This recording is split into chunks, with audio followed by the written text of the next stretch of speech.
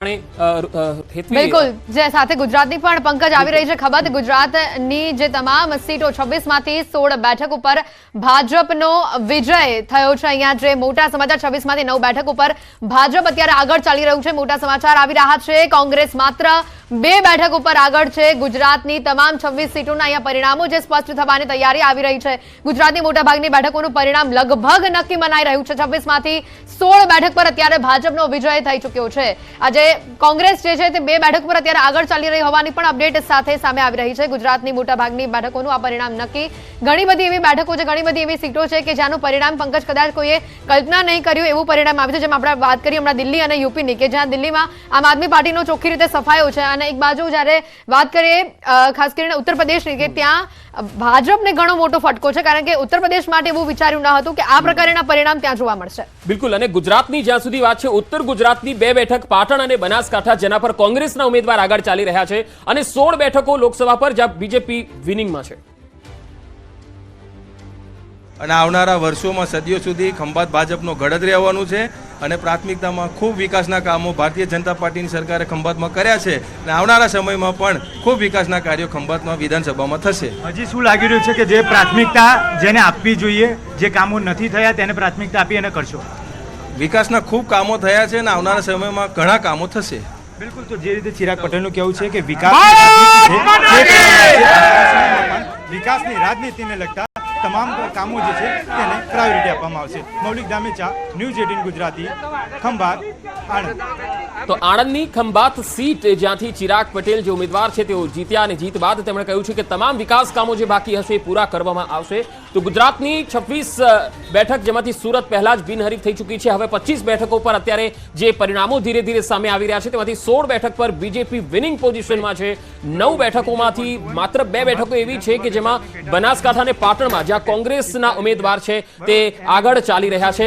બાકી વિધાનસભાની જે બેઠકો જ્યાં બાય ઇલેક્શન અત્યારે થયા અને તેનું જે પરિણામ આવ્યું છે એમાં પણ ભાજપના તમામ ઉમેદવાર જીતી ગયા છે। સવાલ અહીંયા એ છે કે જે પક્ષ પલટુઓ છે જેને પ્રજા જાકારો આપતી હોય છે એવું આપણે કહેતા હોઈએ છીએ, પરંતુ આ ગુજરાતની અંદર આ બાય ઇલેક્શન થઈ રહ્યા છે જે વિધાનસભામાં એમાં અહીંયા ખોટું પડ્યું છે આ બાબત, કારણ કે પ્રજા જે છે એ અહીંયા ઉમેદવારને નહીં પાર્ટીને વોટ કરી રહી છે અથવા તો ફેસને વોટ કરી રહી છે। એટલે અર્જુન મોઢવાડિયા જે કટ્ટર કોંગ્રેસી કહેવાતા હતા અને બીજેપીમાં આવ્યા પછી તે જીતી જાય છે, એટલે અહીંયા પ્રજા જે છે એ વ્યક્તિને નહીં પરંતુ પાર્ટીને વોટ કરે છે। હવે એક મહત્વપૂર્ણ ખબર હેતી આવી રહી છે અમદાવાદ પશ્ચિમ બેઠકથી દિનેશ મકવાણાની જીત। ભાજપના દિનેશ મકવાણાને 2.84 લાખથી વધુ મત મળ્યા છે। દિનેશ મકવાણાને બિલકુલ 6.6 લાખથી પણ વધુ મત મળ્યા હોવાની જે અપડેટ સામે આવી રહી છે। કોંગ્રેસના ભરત મકવાણાને 3.21 લાખથી વધુ મત મળ્યા છે। જે આ વિગતો સામે આવી રહી છે અમદાવાદ પશ્ચિમ બેઠકથી દિનેશ મકવાણાની જીત થઈ ગઈ છે। અહીંયા જે તમામ 26 બેઠકો પર હવે ચિત્ર સ્પષ્ટ થવાની તૈયારીમાં છે ત્યારે અમદાવાદ પશ્ચિમ બેઠકથી પણ અપડેટ આવી રહી છે। દિનેશ મકવાણાની આ બેઠક ઉપર જીત થઈ છે। ભાજપના દિનેશ મકવાણાને 2.84 લાખથી વધુ મતથી તેઓએ હાંસલ કરી છે। દિનેશ મકવાણાને 6.6 લાખથી પણ વધુ મત મળ્યા છે।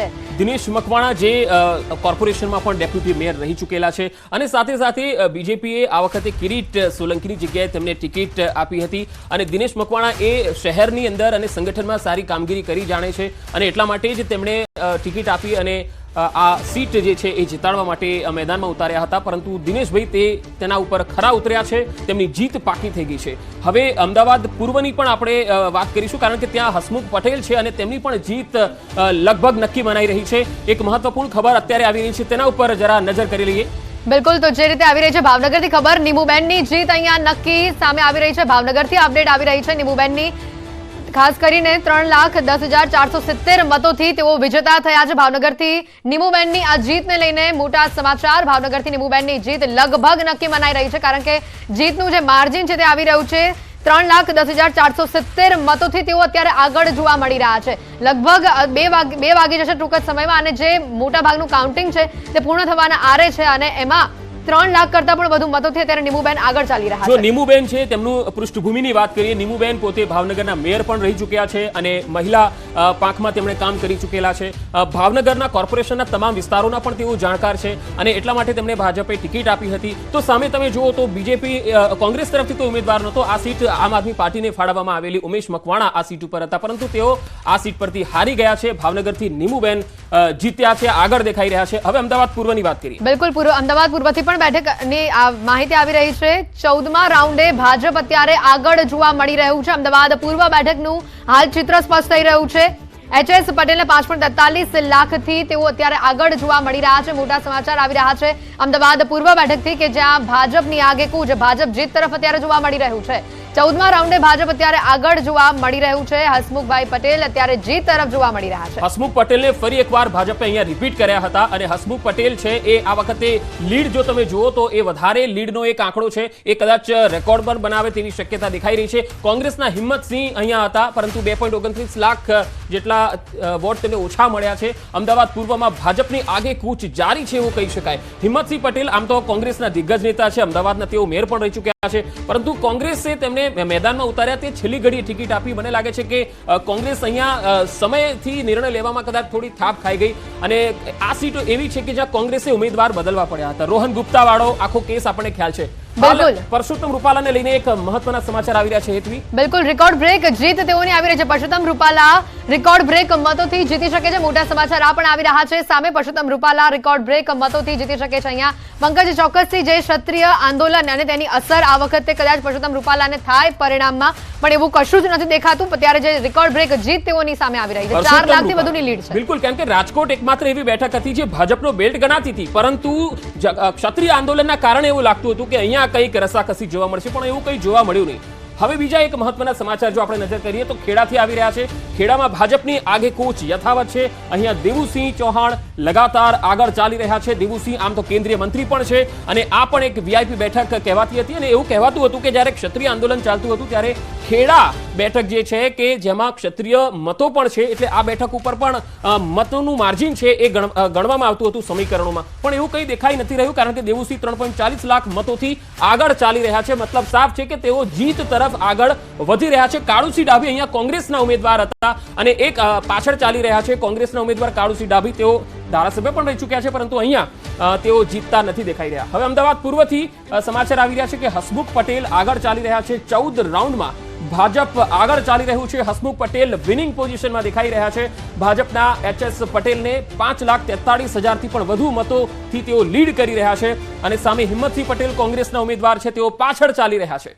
બિલકુલ, તો જે એક બાદ એક ચિત્ર સ્પષ્ટ થઈ રહ્યું છે. શરૂઆતી જે રુઝાન હતા એ જ પ્રકારના પરિણામ અત્યારે ગુજરાતની 26 બેઠકો પર કદાચ સામે આવી રહ્યા છે. કચ્છથી વાત કરીએ, કચ્છમાં ત્રીજી વખત પણ વિનોદ ચાવડાની જીત લગભગ નિશ્ચિત મનાઈ રહી છે કારણ કે તેઓ હેટ્રિક મારી શકે છે. જે મતોની ટકાવારી સામે આવી છે, મતગણતરી જે સામે આવી રહી છે તેમાં ત્રીજી વખત તેઓ જીત તરફ આગળ જોવા મળી રહ્યા છે. વિનોદ ચાવડા, આજે કચ્છથી સમાચાર આવી રહ્યા છે મોટા. કચ્છમાં ત્રીજી વખત વિનોદ ચાવડાની જીત નિશ્ચિત મનાઈ રહી છે. વિનોદ ચાવડા એ કચ્છમાં સૌથી ફેમસ ચહેરો, સર્વ સ્વીકૃત ચહેરો અને સંગઠનમાં પણ તેઓ ઉપાધ્યક્ષનું પદ ધરાવે છે. સંગઠનમાં પણ તેમની સારી પકડ રહી છે.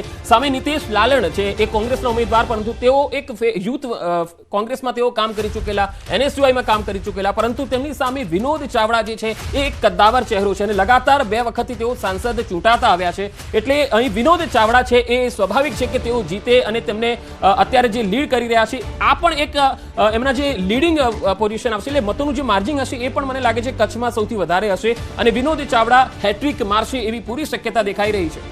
બિલકુલ, પ્રજાએ ફરી એકવાર વિશ્વાસ મૂક્યો છે અને 2.37 લાખ મતથી તેઓ અત્યારે આગળ જોવા મળી રહ્યા છે. ત્રીજી વખત તેઓ જીત તરફ આગળ જોવા મળી રહ્યા છે અને હેટ્રિક તેઓની સામે આવી શકે છે જે રીતના પરિણામો સ્પષ્ટ થઈ રહ્યા છે.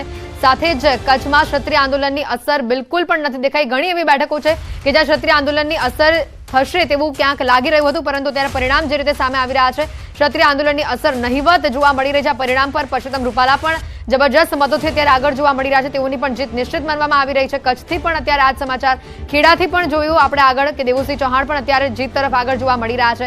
કોંગ્રેસના નવા ચહેરાને લોકોએ પસંદ ન કર્યો અને ફરી એકવાર હેટ્રિક તરફ કચ્છમાં અત્યારે જે પરિસ્થિતિ જોવા મળી રહી છે વિનોદ ચાવડા આગળ જોવા મળી રહ્યા છે. જો ક્ષત્રિય આંદોલન રાજકોટથી શરૂ થયું પરંતુ રાજકોટમાં કોઈ તેની અસર ન જોવા મળી અને બીજેપીના ઉમેદવાર પુરુષોત્તમ રૂપાલા જીત્યા. જામનગરમાં પણ ક્ષત્રિયો મોટી સંખ્યામાં છે, ત્યાં પણ આંદોલનો થયા, મહિલાઓ બહાર નીકળી હતી, પરંતુ ત્યાં પણ પૂનમ માડમ ભાજપના ઉમેદવાર જીતી ગયા. એ જ રીતે તમે જો આણંદમાં મિતેશ પટેલ જીતી ગયા, ત્યાં અમિત ચાવડા ક્ષત્રિય અને ક્ષત્રિય બેલ્ટવાળી બેઠક કહેવાય છે, છતાં પણ ત્યાં મિતેશ પટેલ જીત્યા આણંદમાં અને વિનિંગ પોઝિશનમાં અત્યારે છે. તો એ ખેડાની અંદર જો તમે તો દેવુસિંહ છે, ક્ષત્રિય બેલ્ટવાળી બેઠક હોવા છતાં પણ અહીંયા દેવુસિંહ 3.5 લાખથી વધુ મતોથી લીડ કરી રહ્યા છે. તો આ બતાવે છે કે ગુજરાતની જે જનતા છે અથવા તો મતદારો જે છે એ કોઈ એક મુદ્દાને લઈને વોટ નથી કરતા, એ સમગ્રતયા ચિત્ર જોવે છે કે કોણ તેમના નજીક આવે છે, કોણ તેમના મુદ્દાઓનું